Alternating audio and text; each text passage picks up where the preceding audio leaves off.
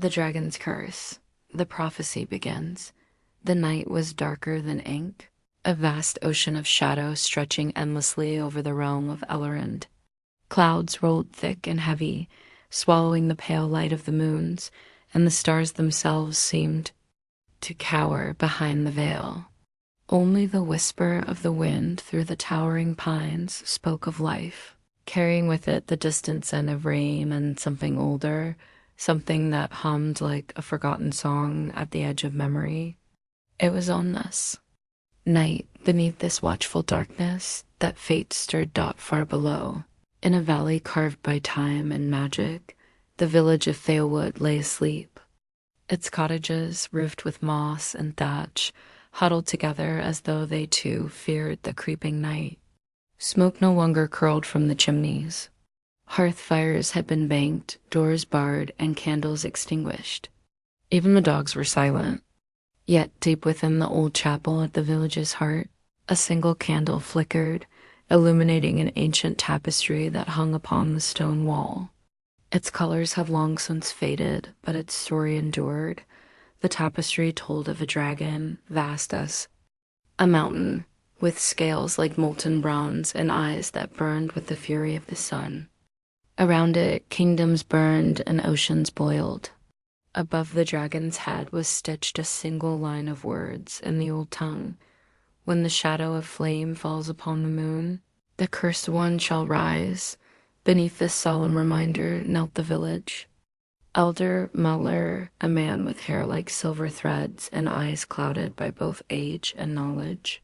He traced a trembling finger along the stitched prophecy, whispering words only he could understand. Tonight, the omen had revealed itself. He had seen it in the skies, in the flicker of the moons, and in the strange stillness of the air. The time had come, though none were ready. Outside the chapel walls, the wind shifted. It carried a distant sound now, a low rumble, not thunder, but something deeper, as if the very bones of the earth groaned in mourning.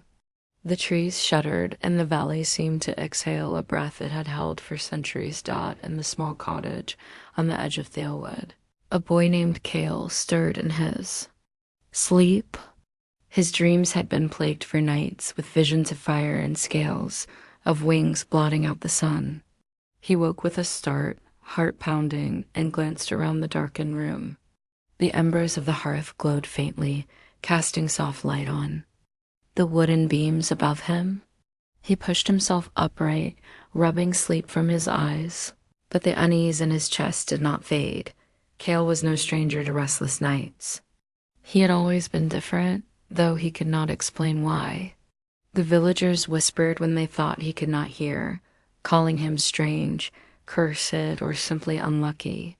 He had been found as a babe on the steps of Thelwood's chapel, swaddled in a blanket embroidered with a single golden feather. No one claimed him, yet the elder had taken him in, insisting the boy was a gift, not a burden. Over the years, Cale had learned to work hard, hunt in the forest, and ignore the wary glances of the villagers.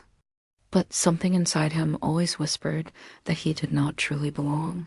Tonight, that whisper had become a roar.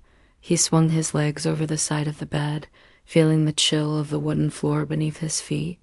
As he rose, a flash of light caught his eye. Outside, through the single window, the night sky was alive with an otherworldly glow. He pushed the window open, the cold air rushing in, and stared at the horizon. There, above the distant peaks of the Drelith Mountains, one of the moons was cloaked in shadow. Around it, a crimson halo burned like fire spreading through water. The sight stole his breath. He had seen eclipses before, but nothing like this. The air seemed to vibrate with energy, and for a moment, Cale thought he heard a voice carried on the wind deep, rumbling whisper that spoke a single word: rise. The sound sent a shiver down his spine. He slammed the window shut and turned to light a candle, but before the flame could steady, a loud knock echoed through his door. Cale. The voice was urgent, old, and familiar. Open the door, boy. Quickly. It was Mailer. Kale hurried to obey, fumbling with the latch, and the door swung open to reveal the elder, his cloak flapping in the wind, his face grave.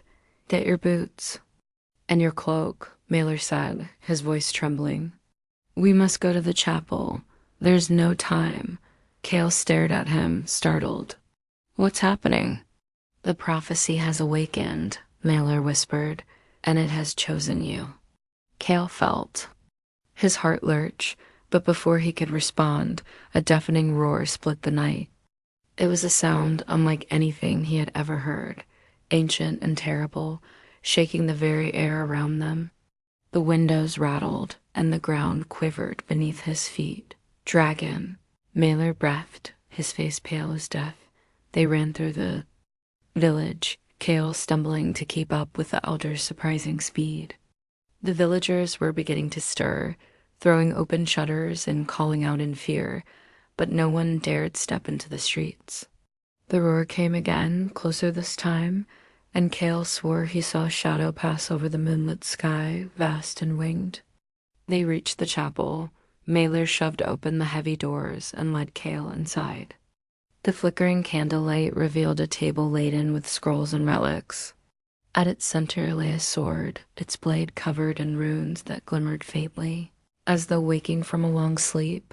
"This is the blade of Eldarion," Mailer said, Hissa's voice reverent. "Forged in dragonfire, tempered in the tears of the first king, it has waited for the one chosen to bear it."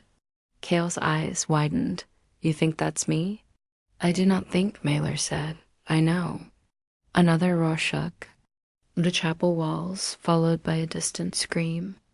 The dragon was upon them. Maelor turned to Kale, his expression fierce despite his age. "You must take the blade. The curse is rising, and you are the only hope this land has." Kale hesitated, but as his hand reached for the sword, the runes flared to life, bathing the chapel in golden light. The blade was warm, alive, and as his fingers closed around the hilt, he felt something stir deep within him, an ancient power, like a sleeping giant awakening outside. The dragon's roar became a deafening shriek, and the chapel doors trembled as if struck by an unseen force.